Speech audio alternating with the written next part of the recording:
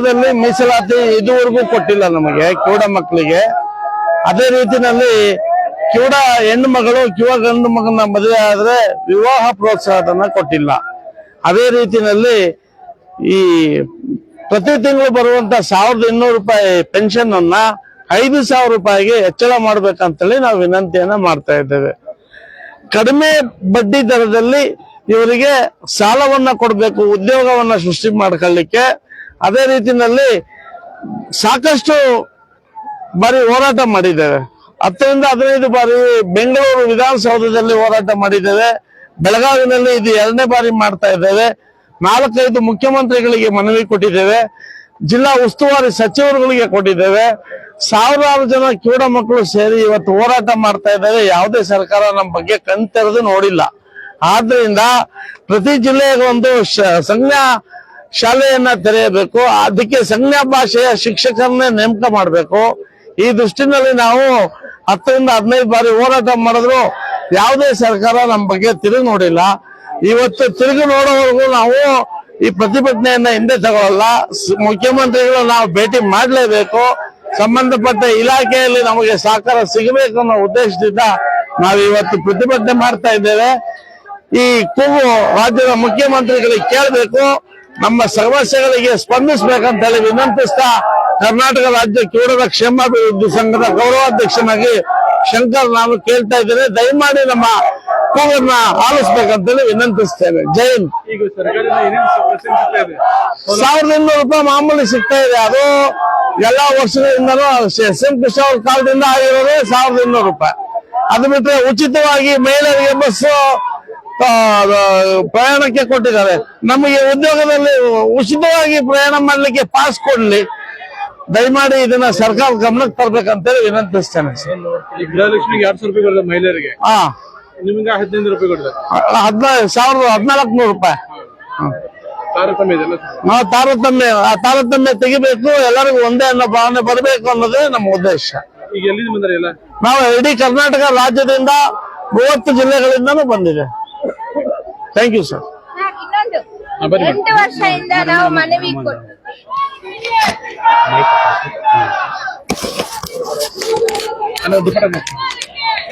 ದುಪ್ಪಟ್ಟಕ್ಕೆ ಹಾಕೊಳ್ರಿ.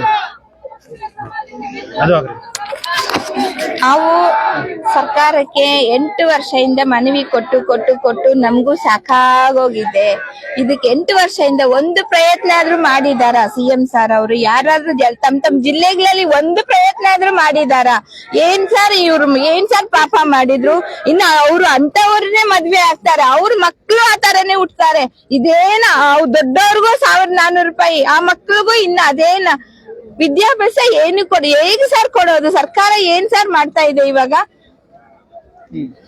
Bus pass ಉಚಿತವಾಗಿ ಕೊಡ್ಬೇಕು. ಎಲ್ಲಾ ಜಿಲ್ಲೆಗಳಲ್ಲಿ ಬಸ್ ಪಾಸ್ ಅವ್ರಿಗೆ ಉಚಿತವಾಗಿ ಕೊಡ್ಬೇಕು. 600 ರೂಪಾಯಿ ವರ್ಷಕ್ಕೊಮ್ಮೆ ಅವರು ಫೀಸ್ ತಗೊಂತಾರೆ ಸರ್ಕಾರದವರು. ಉಚಿತವಾಗಿ ಅವ್ರಿಗೆ ಎಲ್ಲಿ ಹೋದ್ರೇನು ಉಚಿತವಾಗಿ ಕೊಡ್ಬೇಕು ಸರ್ ಅವ್ರಿಗೆ. ಮಹಿಳೆಯರಿಗೆ ಯಾವ ರೀತಿ ಪ್ರಾಬ್ಲಮ್ ಫೇಸ್ ಮಾಡ್ತಾರೆ? ಮಹಿಳೆಯರಿಗೆ ಅವರು ತಮ್ಮ ಜಿಲ್ಲೆಗಳಲ್ಲಿ ಮದ್ವೆ ಆಗಿರೋ 50,000 ಪ್ರೋತ್ಸಾಹ ಕೊಡ್ಬೇಕು ಸರ್ ಅವ್ರಿಗೆ. ಮತ್ತೆ ಶಾಲೆಗಳಲ್ಲಿ ಸನ್ನೆ ಭಾಷಾ ಶಿಕ್ಷಕರು ಬೇಕು, ಖಂಡಿತವಾಗಿ ಬೇಕು. ನಾವ್ ಎಲ್ಲಾ ಜಿಲ್ಲೆಗಳಲ್ಲಿ ಇವ್ರನ್ನ ಕರ್ಸ್ಕೊಂಡು ನಾವು ಸನ್ನೆ ಭಾಷಾ ನೀವು ಮಾಡಿ ನಾವು ಮಾಡಿ ಅಂತ ಎಲ್ಲರನ್ನು ಬೇಡಿಕೆ ಆಗಲ್ಲ ನಮ್ಗೆ. ಅವ್ರವ್ರು ಬ್ಯುಸಿ ಇರ್ತಾರೆ. ಸನ್ನೆ ಭಾಷೆ ಬರೋರು ಎಲ್ಲಾ ಶಿಕ್ಷೆ ಶಾಲೆಗಳಲ್ಲಿ ಇರ್ಬೇಕು. ಎಲ್ಲಾ ಕರ್ನಾಟಕ ಸ್ಟೇಟ್ ಅಲ್ಲಿ ಆಗ್ಲಿ, ಯಾವ್ದೇ ಜಿಲ್ಲೆಗಳಾಗ್ಲಿ ಕೆಲಸ ಕೊಡಿ ಸರ್. ಯಾವ್ದಾದ್ರು ಅವ್ರಿಗೆ ಒಂದು ಕೆಲಸ ಕೊಡಿ. ಹಾಸ್ಪಿಟಲ್ ಆಗ್ಲಿ, ಲೈಬ್ರರಿ ಆಗ್ಲಿ, ಕಾಲೇಜ್ ಆಗ್ಲಿ, ಅವ್ರ ಕಸಾನು ಗುಡಿಸ್ತಾರೆ. ಎಂತ ಕೆಲಸ ಆದ್ರೂ ಮಾಡ್ತಾರೆ. ಅವ್ರಿಗೆ ತಿಂಗಳಿಗೆ ಇಷ್ಟಂತ ಸಂಬಳ ಬಂದ್ರೆ ಅವ್ರು ಎಷ್ಟು ಖುಷಿ ಪಡ್ತಾರೆ ಸರ್. ಅವರು ಎಷ್ಟು ಖುಷಿ ಪಡ್ತಾರೆ ಅಂದ್ರೆ ಅಷ್ಟು ಖುಷಿ ಪಡ್ತಾರೆ. ಅದೇ ಸರ್ ನಮ್ದು. ವಿಜಯ ಸರ್. ನಾವು ಕೋಲಾರ ಜಿಲ್ಲೆಯಿಂದ ಬಂದಿದೀವಿ. ನಾವು ಎಷ್ಟೋ ಸಲ ನಾವು ಸಿಎಂ ಭೇಟಿ ಮಾಡಿದ್ವಿ.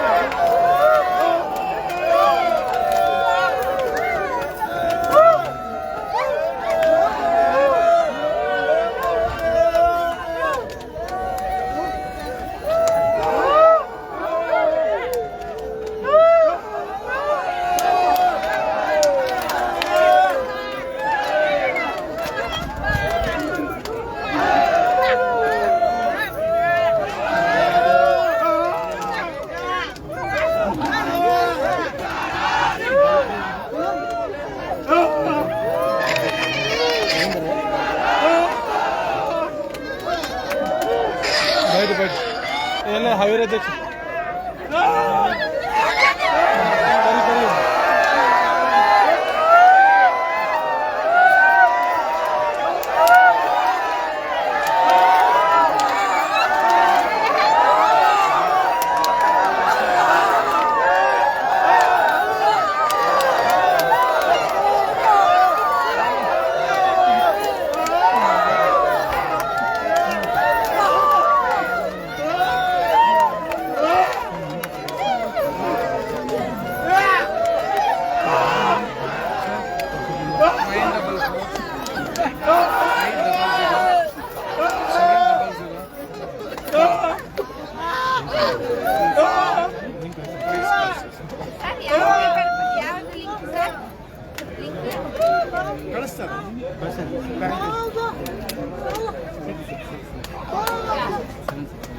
ಮೇಡಮ್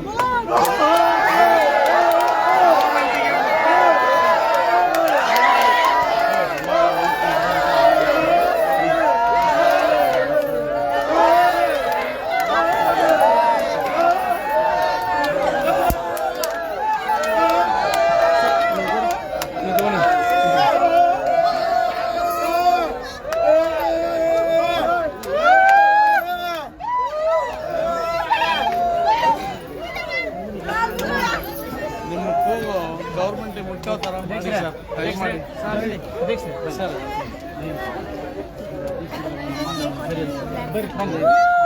ರಾಜ್ಯ ಮರಾಠಿ